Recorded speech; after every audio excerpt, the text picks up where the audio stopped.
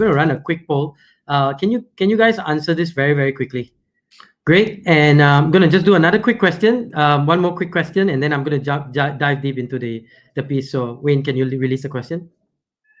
Okay. So most people believe that almost 93% believe that the HR function needs to transform. And we're seeing some if you go under the closed section, you'll be able to see that. And then a lot of people are the numbers are still trickling. So there are a couple of people who feel that are very important, but also there's a couple who say they're not very important and not important at all.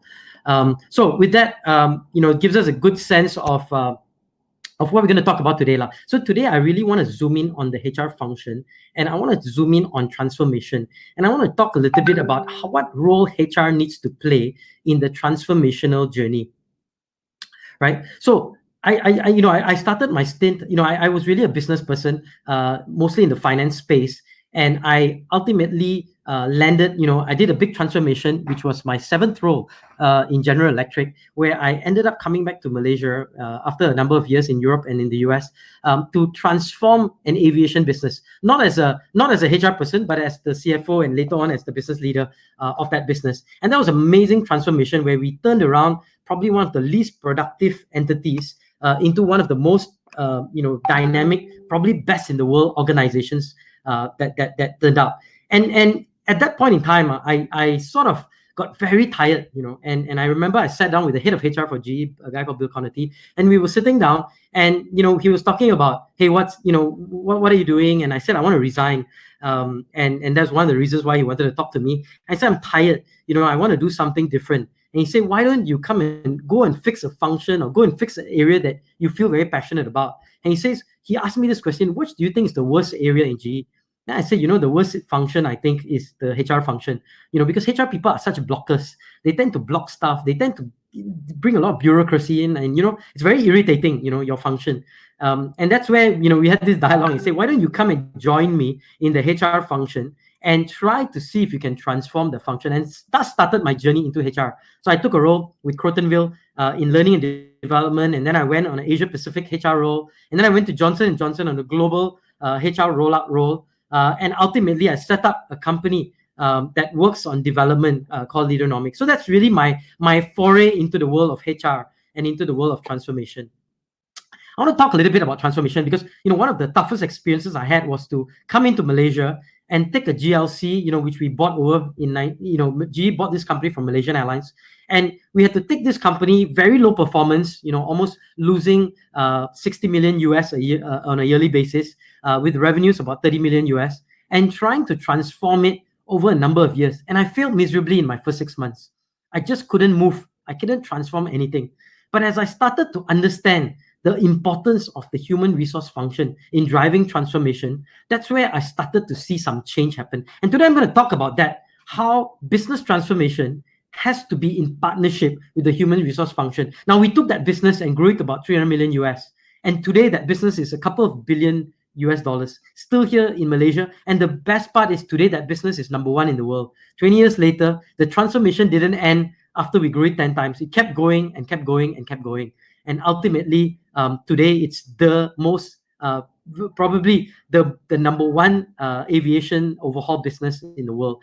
Companies like Southwest Airlines and Ryanair, they send their engines from the US over here to Malaysia to service from this shop. So I want to talk about this, how we took the shop from one of the worst in the world to the best overall shop, and what we need to do and what the role that needs to happen. So if you look at the world today, right, it's changing at an unprecedented level. I mean, it's crazy the change that's happening. And I think many of us can see that change that is happening. But more important, right, is not just the world is changing at an unprecedented rate, but we start to see, right, there is revolutions that happen. There's the first, second, and third revolution. But what is interesting is the fourth revolution is not one revolution. It's 3 revolutions in one. There's a physical revolution that's happening. And we see this in autonomous vehicles, robotics, 3D printing. But we also see a biological revolution, right? We see the genome mapping, the diagnostic product, the diagnostic work that we do with predictive and preventive medicine.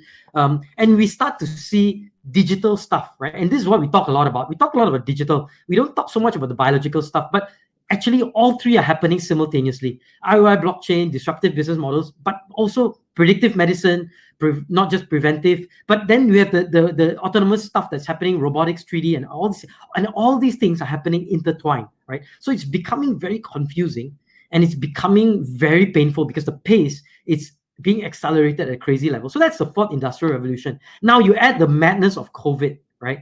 So on top of it, we have COVID that's happening where it's now work from home. It's about engaging employees. How do we do it on a virtual setting? It's all the operational challenges that happens, all the business issues, right? I mean, you think about businesses, cash flow issues, revenue issues, halted supply chains, disruptions, whole bunch of things happening, right? And all these things are happening at the same time.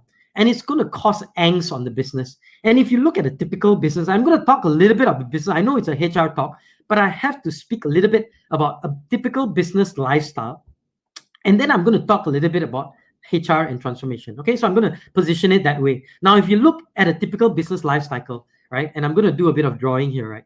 Typically, right, we will see that there's a bit of a curve, and then over time the business sort of fails down. I mean, you can see my drawing over there. Now, the best time to turn around a business is where we call the growth stage, or what we call the shakedown stage, where you're scaling the business. The business is growing, and you're almost reaching the peak, the maturity stage. Now, that's the best time for transformation.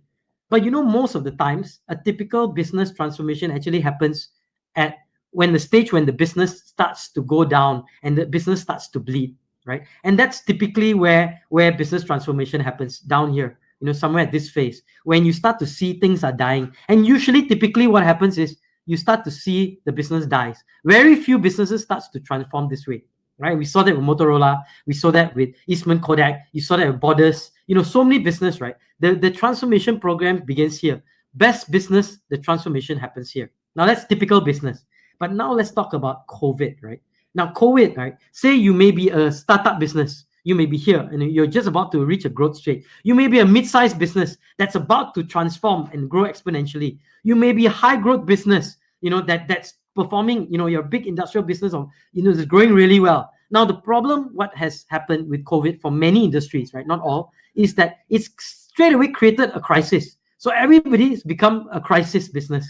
So you're all at this page where suddenly you see revenue trickling down, you see cash flow issues, you see significant issues that crisis businesses actually face, right? And so we have two options. We have an option of, going down the path where we try to transform, but we end up bankrupt ourselves and the business closed down, or we actually have transformations that work, that enable you to have that extra curve that makes you curve your business up, right? So those are the two options that are available to us.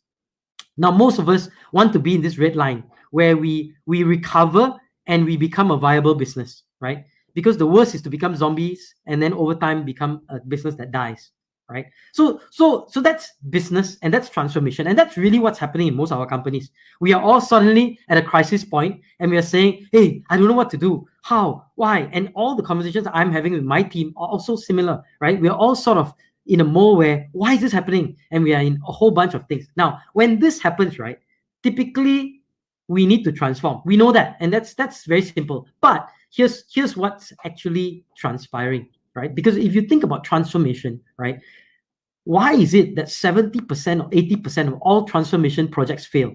And sometimes the number becomes worse in a crisis. So generally, companies fail. Now, and many people will say, okay, the reason why we fail is because we don't have a good plan. We don't have a good strategy. And the research tells you this: having a successful strategy or a successful technical approach or a framework or a blueprint, right, is great because every successful transformation needs that. But 98% of unsuccessful projects also had a relatively good technical solution to it. So the having a good plan is very critical, but it's the differentiation between having one and not having one is small, right? There's a small factor, in terms of how it works, right? So that's one piece. Now, the real reason why most change and transformation projects fail is because of people. And the real reason why people don't want to drive this change, or people are reluctant to see this change being successful, is because people are actually frustrated with change.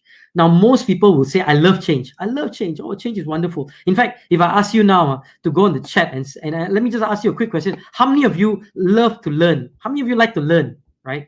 I bet 100% of you, okay, just right. How many of you like to learn? Go ahead. Tell me, how many of you like to learn? Right? You like to learn? Anyone like to go in the chat and say yes, I love to learn, or no, I don't like to learn, or generally I'm so okay, yeah, okay. So I see a couple of y'all saying I love to. Okay, so some of you like to learn, right? Okay, I see Ziap says he loves to learn, right? Now I'm gonna Asri also loves to learn, right? And I bet you, almost all of you, right?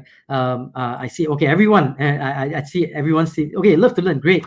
So LE and yep, Raymond also loves to learn, right? I'm gonna tell you something. You say that you like to learn, but the reality is actually you are a serial liar. You say you like to learn, but learning is actually change, and most of us don't really like to change unless we are forced to, right? And the reality is we tend to learn when change is forced on us. Now, most of us are frustrated with change, and I tell you this, I love this quote by Mark Twain, right? I think it's by Mark Twain. I'm attributing it to him, but it says the only person who likes change is a wet baby. And that's the reality. The reality you must remember is when you drive a transformation, right? The majority of people will be reluctant to change because change is pain. And pain, our number one, our brain, right, is wired for survival.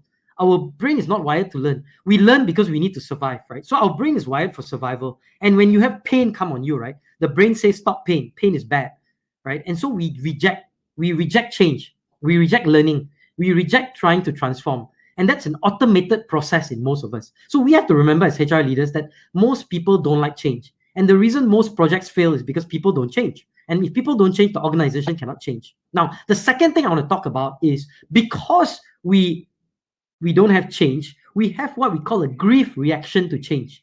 Because we are very comfortable. I'll give you an example. Let's say some of you have a job and you become very attached to your job and you love your job. When you start loving your job, you become bonded because you're bonded with your boss, you're bonded with your colleagues, and there's a great bond. And suddenly the business says, I'm sorry, we have to fire you. And now you have a separation. When you're separated from your job, right, what happens is you start to have a grief reaction.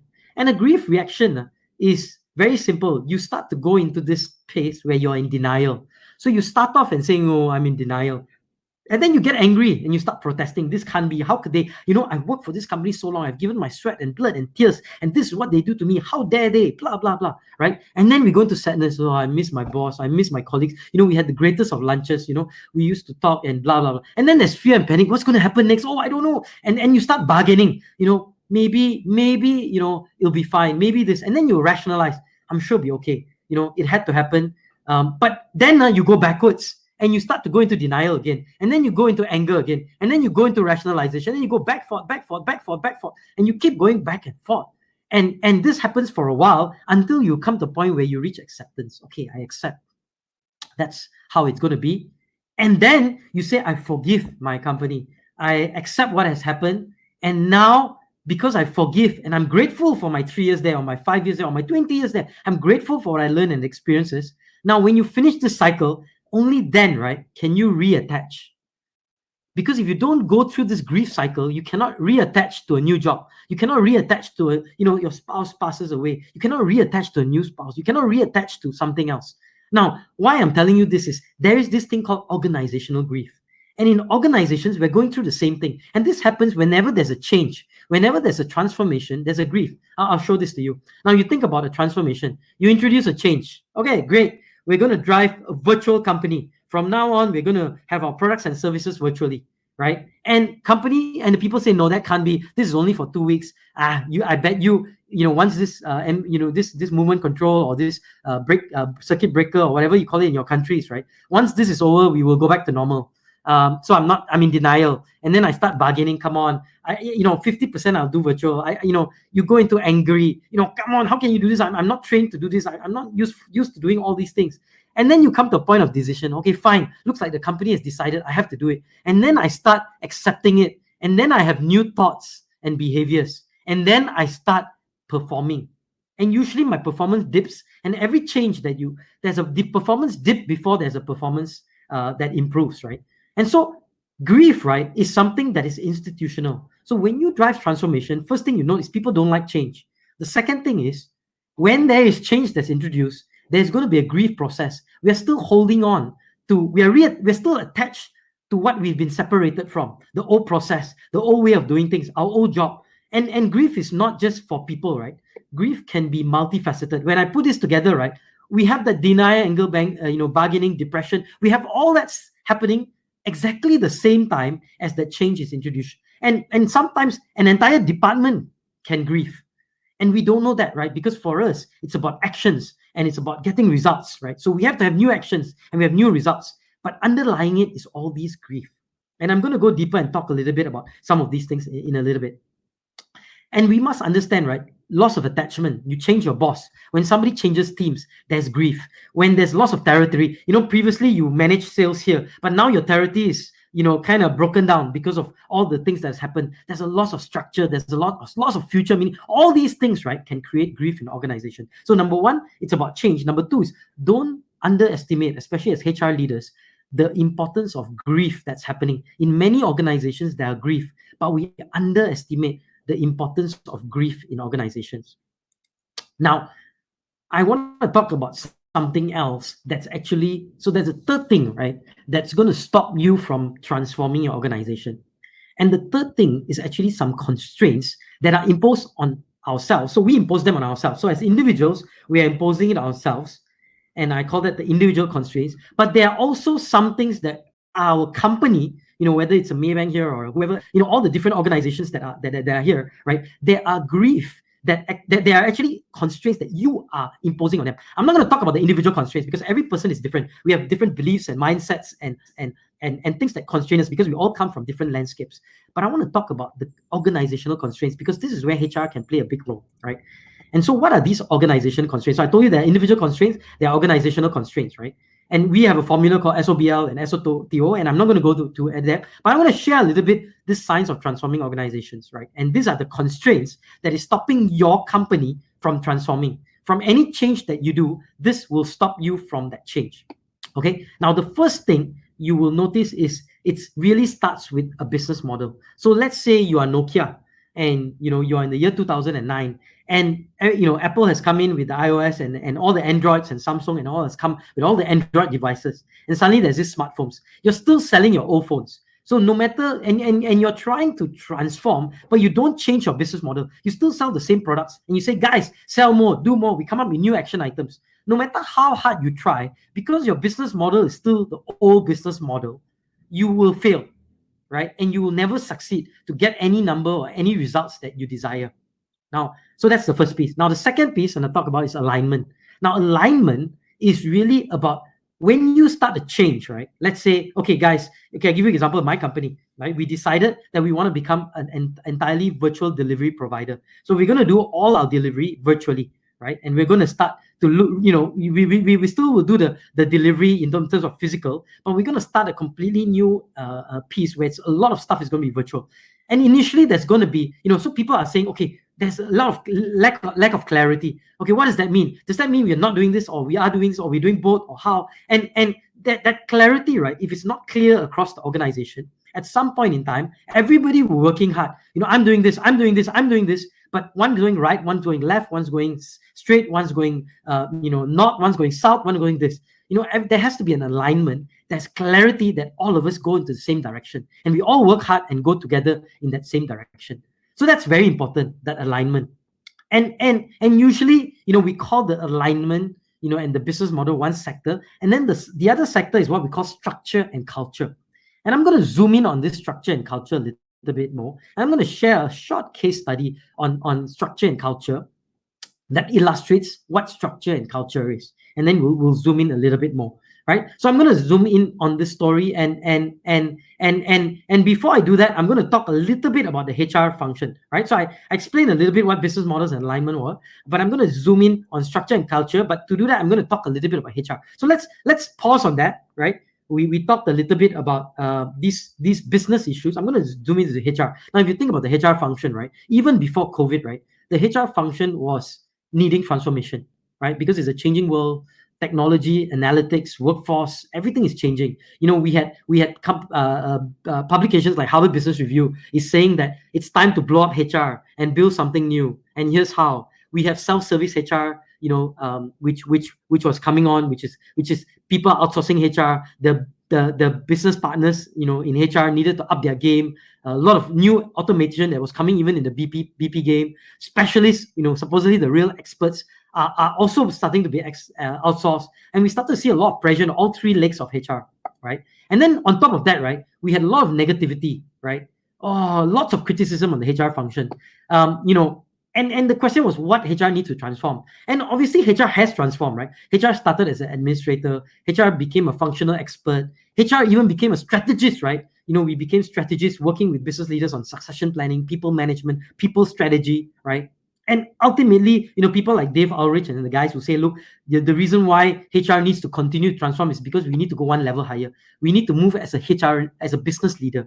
And what does that take? That means you need to be an outside-in HR, which means that you need to start looking at HR from not the inside-in perspective, inside-out perspective, but the outside-in perspective. And what is that, right? And outside, so over time, and we can map it over time, right? Up to the 2015, 2016, where we have a lot of these HR gurus, the Josh Burstyn, the Dave Ulrich, and even some of the articles I've been writing, we're saying that outside-in HR is really looking at HR as an outside-in perspective. And what does that mean, right? Because when I am as a CEO, right, and as a CEO, I look at a few things. I look at employees, I look at line managers, I look at partners, dealers, vendors, the community, the investors, my owners, my shareholders, regulators, government, customers. I look at all this. That's my portfolio of people I look at. But HR people, we tend to look at two things. We tend to look at employees and line managers. That is our organization, and that's who we serve. And so we get all our perspective internally, and then we try to see if we can add value externally. Now, what an outside-in perspective is simple. We need to start looking in from the outside. So we start with the customer, we start with regulator, we start with investors, we start with community, we start with all these guys, and then we start to say, what can we build inside to strengthen our employees, to strengthen our line managers, to strengthen our partnerships, to strengthen our community, to strengthen our investment, and so on and so forth, right? So it's an outside-in perspective, right? So that's one piece that we see. That's a transformation that's happening. And so what that has led to is people are questioning, okay, tell me, okay, this is all great, this is all theory. Well, I like all this, it's exciting. But the reality is, how do we execute this practically, right? And I've kind of put together something, and I think there are others also very similar. The words may be different, but essentially it buckets down to three practical things that we can do. And number one is, as HR people, we have to help others to work better, right? We have to build competence. We have to enable people to do their work better, right? The ability to do work, right? So that's one piece that we have to do, right? And if we can do that, where we can add value for employees, right? Now, the other piece that we can add value for employees is we need to create a commitment to the cause. We need to have people on a Friday night be really upset. Shucks, I have to go back and spend the weekend with my family. I wish I could stay here and work. And this is so important and this is so exciting. And I really need to do this stuff, right? That commitment to the cause, right? And how do we create the willingness and eagerness to do the work? And on Sunday, wow, I'm so excited because tomorrow I get to work, right? Now, how do you create the commitment to the cause? And the last part is, how do you help them to execute? How do you help them to contribute, right? To achieve the results and impact from the work. And I think if we do this three really well, we will succeed, right? So then the question comes, and I'm starting to put these two things together. Now, for us to truly transform an organization, we need to work on enabling the organization to have the right business model. And we can do that, right? Because we listen to employees, we listen to feedback from outside, we listen to everything, and we say, hey, business leader, I'm hearing my sales guys, they all say they can't sell this product. I think you guys need to relook at that. So there's a way for us to bring all the information that we get, distill it back into strategic imperatives, and educate the organization. We can help the organization and say, look, I'm talking through the organization, I feel there's a misalignment. Business leaders, you guys need to work on that.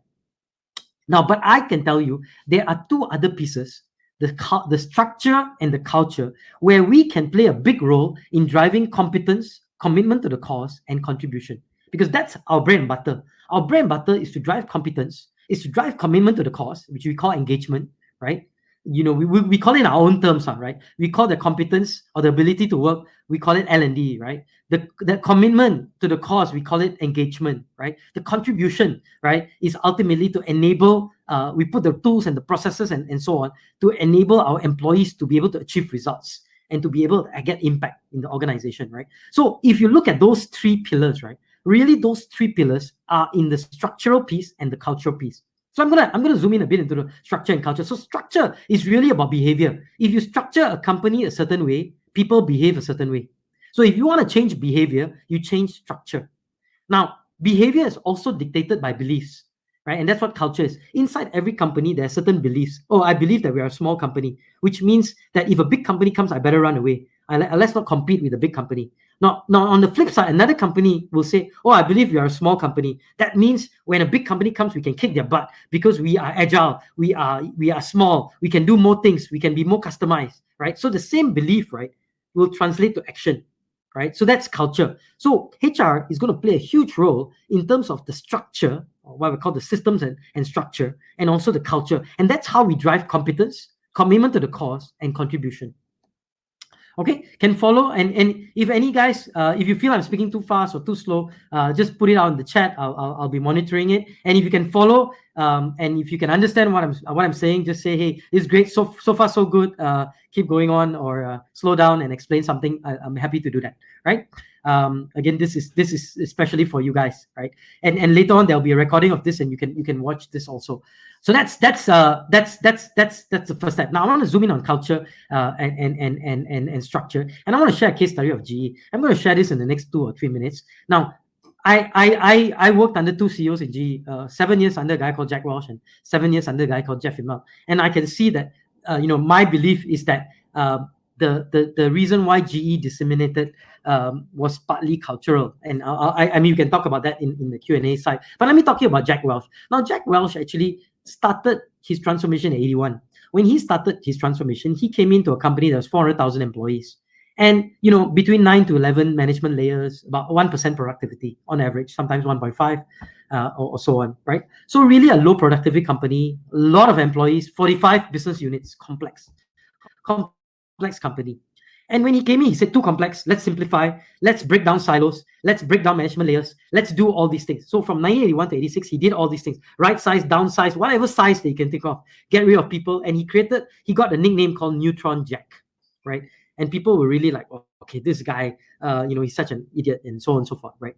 But, in 1985, there's a board meeting, and basically the board of directors said, Jack, we want to fire you. Because for the last 5 years, you've been transforming this company, but nothing has changed. Our numbers have not changed. We've not grown. We're still in the same bad shape we were. We don't think you're the leader that's fit to run this company. And he was saying, look, give me a year. Let me figure it out. And if in 1 year's time, we don't see any change, get rid of me. And they said, okay, that's fine. And so for the next year, he went and started studying. So he hired, he went to Crotonville, which is our leadership development center. And he said, guys in Crotonville, why is this happening? And so they did a study and they found this was happening. You ask this CEO to fire, you ask this CEO to fire 10%. So that was 100,000 people, right? 40,000 people.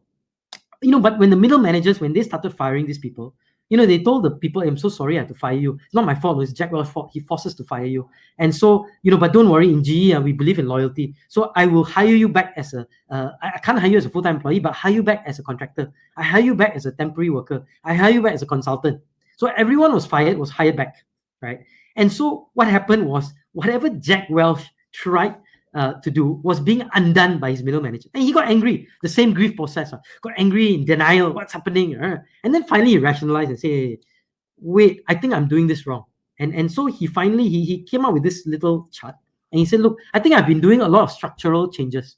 I'm putting in the hardware. I'm making all the structural changes. And that's what I've done for the last 6 years. But what I need to do for the next few years is really focus on the cultural revolution. And the cultural revolution is, yes, I needed to do the structural pieces, which is put the infrastructure, put the transaction, put all the processes in place. But I also needed to change the hearts and the minds of people. And the beliefs, because that's what culture is. Culture is beliefs. People believe that GE is the best company in the world. And so all the best ideas are from GE. So that what happened was that people didn't go outside of GE to seek ideas, right? And you'll see that under this. So he started a thing called best practice initiative. Look outside of GE. And he called it the stealing campaign. Go outside and steal ideas. And the more ideas you steal, the more you get rewarded. Right? And before that, he did this thing called workout. Workout was, I want you to eliminate your job, right? I want you to bust out, work out, get work out, right? And so we have little action labs that basically is to get work out. And all this thing is basically because last time there is this bureaucracy where I have to ask my boss my permission, my boss must ask his boss, and so on and so forth. And what he did was bring the power back to the people. Now you can decide, you get a small group and you decide how to eliminate this set of work. You decide, and you have full power to do that. So he's basically bringing the power back into the employees, right? And each of these, whether it's process improvement, and this was called bullet train, right? This is the bullet train. The bullet train approach was, how do we do things faster? How do we change even faster, right? And the idea behind that was to change mindset, because the belief is that, we are a long-term business in GE. We create power. We do power equipment. We do aviation. Anytime we introduce a new product, it's 15 years. Our new product introduction is 15 years. That's the belief. And he started to say, no, we can introduce a new product in 1 day, in 10 days, right? But you have to change the belief. And to change the belief, you had to run belief-changing program. So the program itself was not to change people's behavior. It was to change beliefs that ultimately you and then you put the structure in, and the structure changes behavior, right? So I give you that bit. And really, that's what a lot of companies do. A lot of companies focus on activity. We want to work on activity. But what is important is phase 2, which is you need to figure out process, and that's structure. And then phase 3 is culture. Now, why do you need to understand this? HR people must really understand this, because we play a big role in driving process and driving culture. Okay? And I'm going to go deeper in the next 10 minutes, and then after that we'll have a time of Q&A. Now, let me zoom into culture, and I'll start with culture, and then I'll go into structure in a little bit. Now, culture. Every time we talk about culture, people will blame HR. Okay, HR, cultural issue, HR sort out. HR, and so we get thrown culture generally, right? And so what we have to understand is what culture is. So I told you before, culture is a result of beliefs in an organization. And these beliefs are driven by experiences and ritual.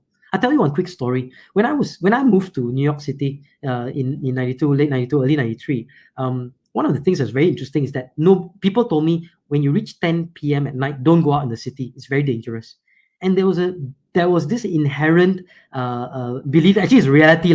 New York was one of the worst, the murder capital of the world, right? There was like, every 10,000 people, 1 or 2 get killed, 13, I can't remember exact the statistics, but it was the highest murder rate per capita in the world at that point in time, right?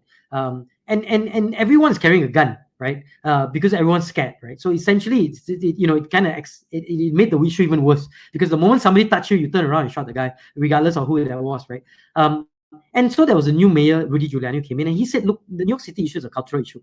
What we have to do is change the rituals. And if we change the rituals, we start to change the experiences. When we change the experiences, we start to then change the beliefs. And when we change the beliefs, we start to change the actions. And here's what we're going to do. We're going to make every subway, police don't go after murderers. I want you to only go after people who don't pay the 50 cents subway tokens. And so that's what he did, right? And Badri, you just say a very different looking New York. Yeah, absolutely. Right? In 96, right, New York became one of the safest, one of the top 10 safest countries in the world, safest cities in the world, right? So in 4 years, there was a major transformation. And this is what Rudy Giuliani did. So he started to say, okay, police focus only on not catching murderers. Don't catch murderers. Forget about murderers. Go to the subway and catch people who don't pay the token. Now, after 6 months, where they set up a police booth in every subway station, they set up a mobile police station outside. So the moment you didn't put the 50 cents and you jump over, right, a police officer will jump on you, manhandle you, handcuff you, physically abuse you if they had to, slowly take you out so everybody could see this was happening, take you to the mobile police station, take your photo, and then send you into the court to basically figure out your bail and other things, right? Now, within 6 months of doing this, right, the murder rate in New York started to go down. So it could be a few reasons. Maybe murderers don't have the time to pay their subway, they just jump. And so things change. But really, this was what happened, right? We sort of guesstimate this, right? The people who were impacted, not the people who are getting caught. The people who were impacted, actually the people who are watching.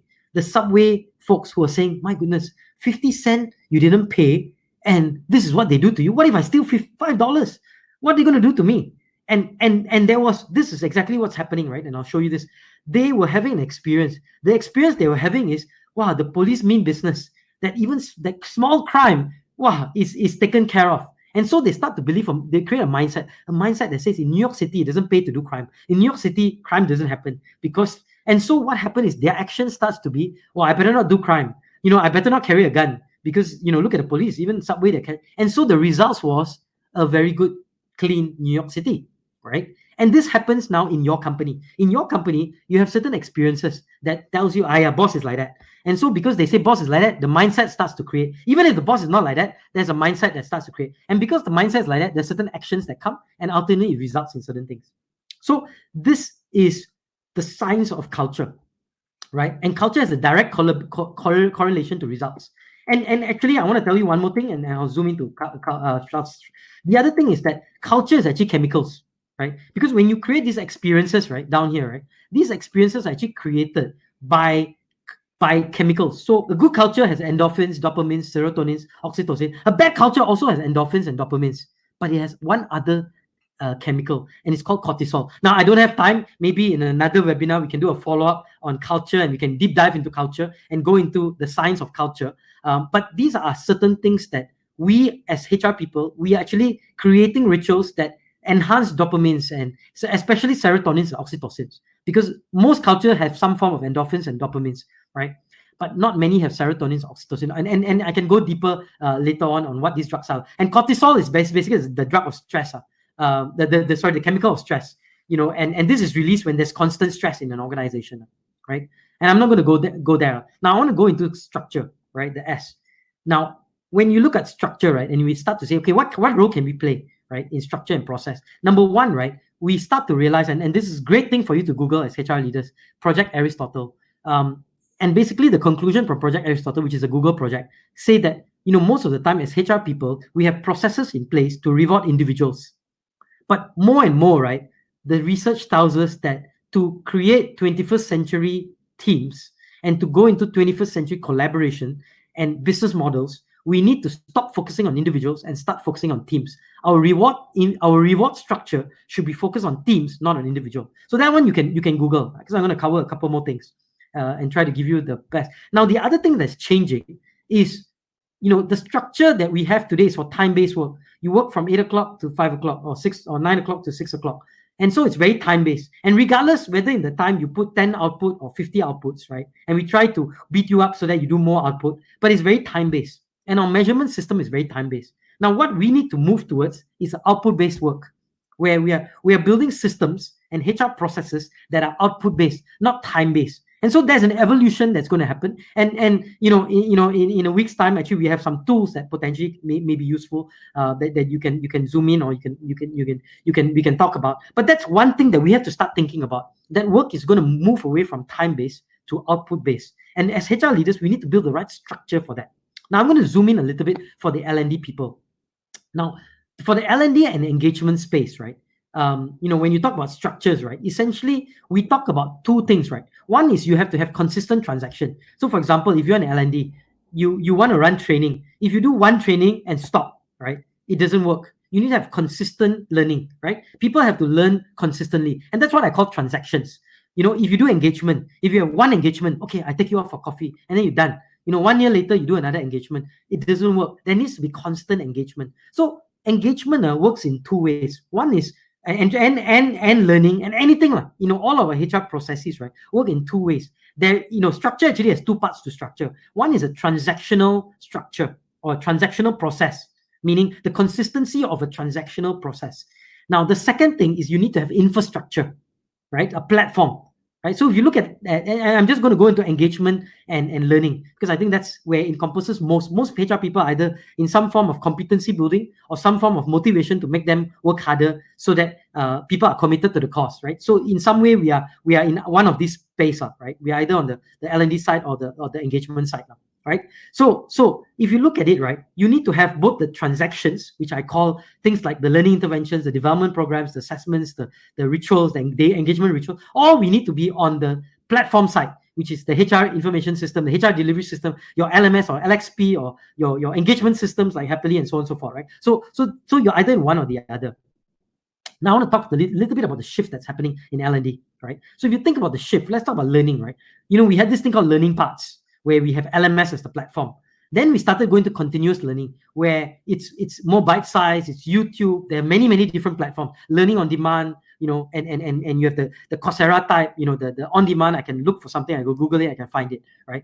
But now we are moving to a new era, and in Leaderonomics, we don't know what the term is. You know, Josh Bersin calls it, I can't remember what it was, but we are calling it situational learning, where it's called just-in-time learning, where it's really the LXP becomes the platform where you know, let's say I have a mentoring at 3 o'clock, at 2 o'clock, you know, your information to do mentoring well comes in, right? So essentially learning becomes part of a culture. It's automated, right? There's dynamic parts, it's unlimited content, right? That everything's bite-sized and it's anywhere, anytime, right? And that's where we need to shift to, right? And we've seen that shift, right? The other piece that on the learning side, and I'll go to the engagement in a little bit, is that, you know, when we do learning, one of the things we have done is like we use a lot of classroom, you know, whether it's a skill level, you know, to know something, awareness level, skill level, advanced skill level, expertise. You know, we always seem to say, you know, the way to do it is, you know, getting a group together and trying to talk them through or teach them through or getting them to teach, right?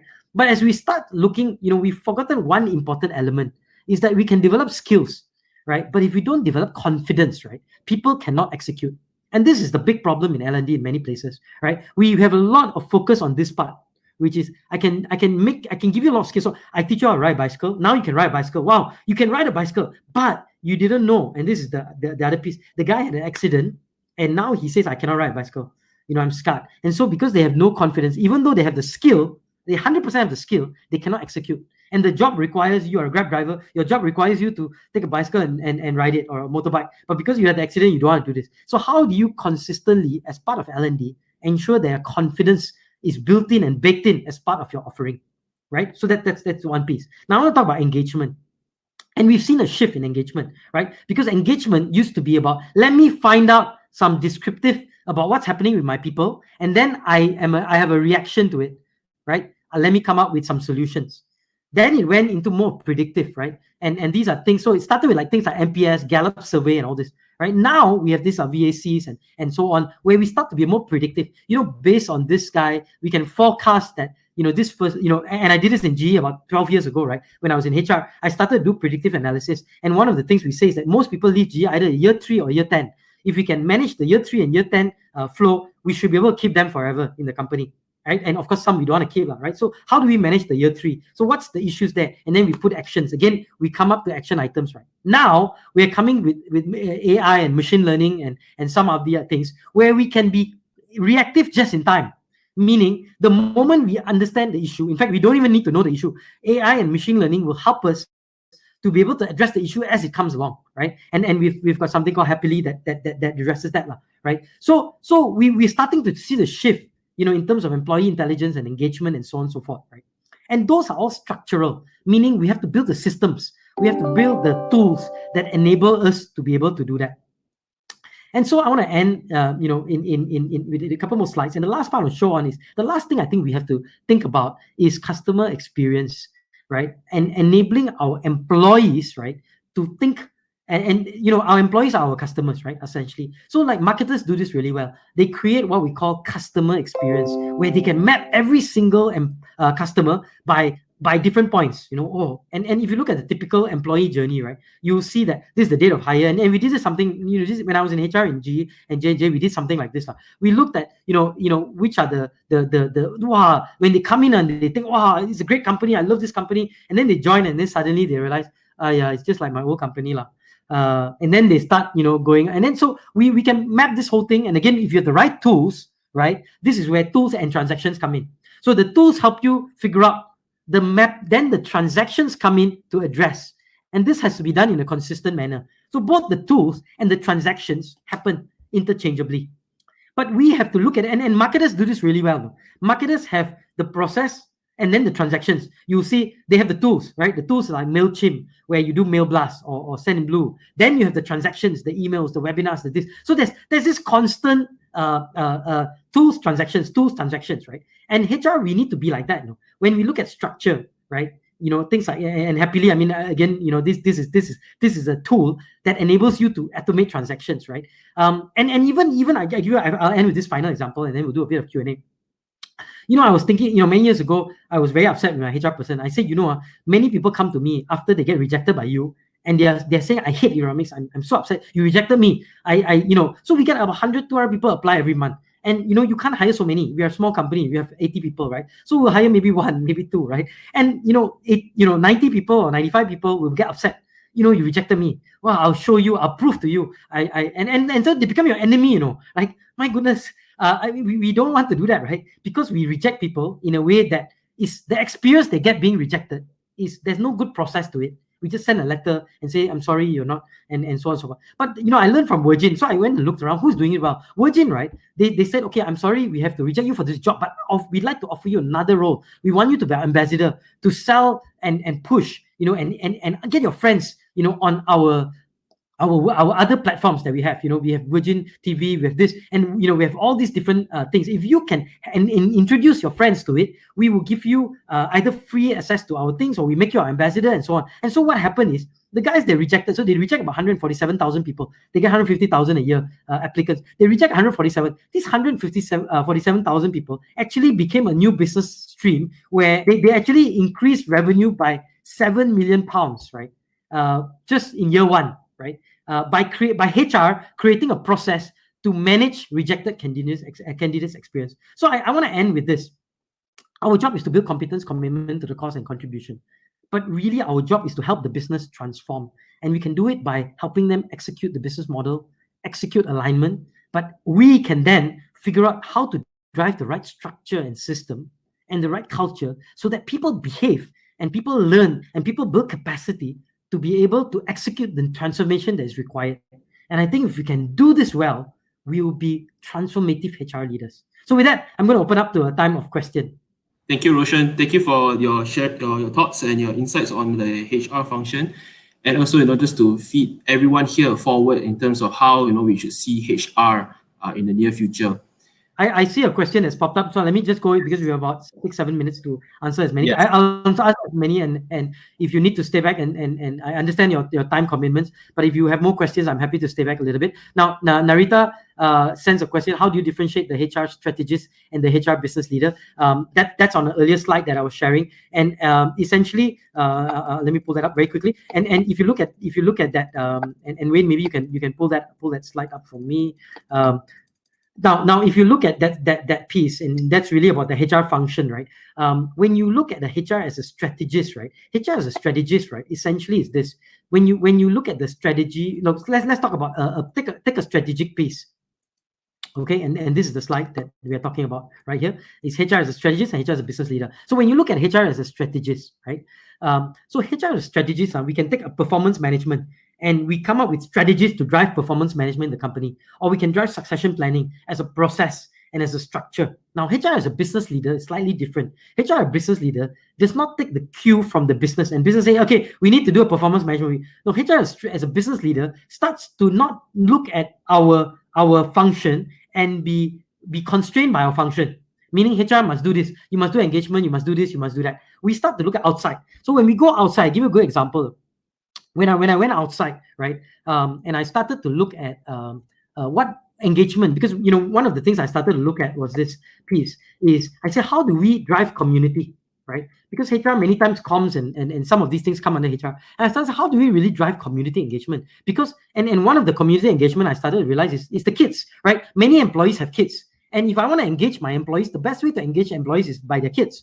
Now, when we start looking at outside, and so I said, look, if I can do something good for their kids. And we do that in Leaderonomics. Sometimes we send flowers to the spouses, right? And when we send flowers to the spouse, thank you for supporting your spouse. What happens is the spouse gets inspired, and the spouse then inspires the employee to do better, right? So we started to run leadership camps for kids. And when we ran the camps, we said, hey, employees, not only are we developing you, we're also developing a kid. And the kid then goes and says, Papa, your company is fantastic. I learned about this. Next time I want to work in a company. And are you working hard? Because the harder you work, the more camps I can attend, and it becomes a push. Now, outside in, right? You're getting your cues from the outside to develop programs for the inside. Now, most of the time, as a strategist, you will get your cues from inside, meaning your boss says, I want to drive this, or, let's drive this. So the only differentiation is you may end up with the same initiatives, but the cue is an outside-in cue, right? So that's the differentiator. Narita, hopefully that answers your question. I'm going to go to Norazila's question on how does one person change the culture of a company. Right? So how does one person change the culture? Now, I assume your question is this. If I am in a place that I cannot change my CEO, or I cannot change my HR head, or I cannot change my boss, right? How do I drive transformation and change? And I think the way to do that is figure out how you can create some form of transformation or change in your team, right? Let's talk about engagement. How can I create, we talk about competence, right? For, we talk about all these things, I talked about these competency levels, the 3 levels of competence, right? For HR, the competence, commitment, and cost. Now, we do this for employees. Now, let's say in HR, can we also do this for our own HR? How do we create competence in our HR function so that our HR people have the ability to do transformative work? Now, how do we create commitment to the cause in our HR function to enable us to be able to drive our own commitment to the cause that we really want to drive the transformation? And how do we drive effectiveness so that we can contribute and achieve results? So you can actually do this internally first. And as you drive it internally, then you can drive it externally, right? And I say this to many HR leaders. There's opportunities for us to start. And then the other thing is to go and find a leader. I always say in a company, there's always going to be one progressive leader. And, go to maybe the finance guy or maybe the marketing guy and say, hey, can I experiment something in your company? Can we build certain structures or can we build certain culture in your company that we want to test? And if it works, then we will cascade it down to the rest of the organization. So that's how one person can drive, essentially the change in an organization. Maybe it's a longer way. Maybe it might take you a few years to get there, but you do a bottoms-up approach rather than a tops-down approach. Now, Karen has a question. To create a compelling people experience in the organization, what are the key essential things that we should be focused on and why? I think the first part is you got to start asking yourself, what is the business model of our company? What is our business strategy?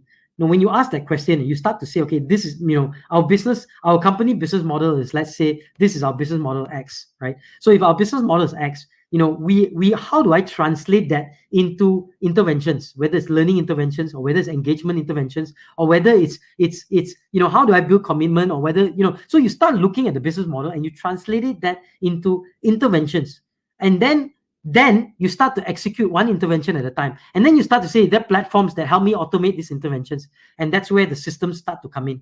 And when you do this right, you start to focus on what's essential for the business. But at the same time, you start to give them a relevant experience because they're hearing from the business leaders, I need to do this, I need to do this. And then they're hearing from HR, you need to do something else. Or at least, why am I going for project management when my boss says, forget about project management. Now we're going to be individual, we're going to do this, because now we're in a crisis, right? So we want to have that alignment. And when you have that alignment, I think that's where you see success. Yes, if there's any more questions, ladies and gentlemen, do post it up in the Q&A. So we can, I think Roshan can just take a few more questions if you have. And I will just let you know, right? We are having we talk a lot about tools and we're having a little webinar that again it's going to be completely free to all of you who attended. That you should be able to access. That will come on your seat. But this is really talking about, two things. One is the processes or the structural processes that we have. And the other piece is some of the tools that are available out there in the market, essentially. So if this is something that you want to, that's next week on Thursday, or, feel free to shoot, you can shoot me an email or you reply, kind of find our email info. I mean, I'll put an email out there that you can send. You can put an email and I can get somebody to, Caroline or somebody from our team to come and talk to you a little bit more in terms of specific processes. But I don't think you need to be constrained by specific, you need this tool. What is important is that overall mindset that we need to build our own, you go back to this page, right? How do we need to have that clarity, right? In terms of what is the competence, what is the commitment, what is the contribution, what is our systems, what's our culture, what's our alignment, and what's our business. When we have this, we have that clarity, right? We can find a lot of things that are out there that will be able to service us. But anyway, if that's something of interest to you, it's available and you can jump on it at any given point in time.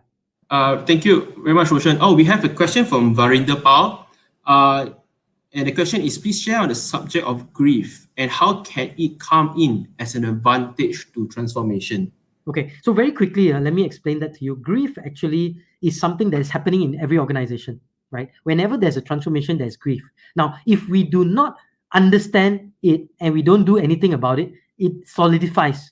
And because we have grief, the problem is that grief cannot be overcome, meaning the grief continues to exist and is there for a long-term basis. And when that happens, right, when grief is there long-term basis, people cannot reattach to somebody or something or some process. And because then what happens is the process fails and the company ends up in this state all the time. And so that's why transformation fails, right? And so over time, people start to be back to the old way and they figure out to go back to their old bonds, right? Even though you may have created a separation, right? Or they leave the company and they go and find a company where they can reenact with the same bond or the same situation, right? So when you understand there's grief, there's advantage, because you as a HR leader understand there's grief, and you can work with your business leaders to say, look, we need to put in some transactions, like the structure, some transaction structures, and some structural structures or infrastructure to address this grief. And when this grief is over and we reattach to the new process, then we build a new process for and new transactions for this new attachment and a new transactions for this attachment, right? So the structure comes in here. But if you don't understand that grief is happening and you don't understand what the grief is, you will start to you'll be confused and you feel hopeless and you feel, oh, why is this? I can't control this organization.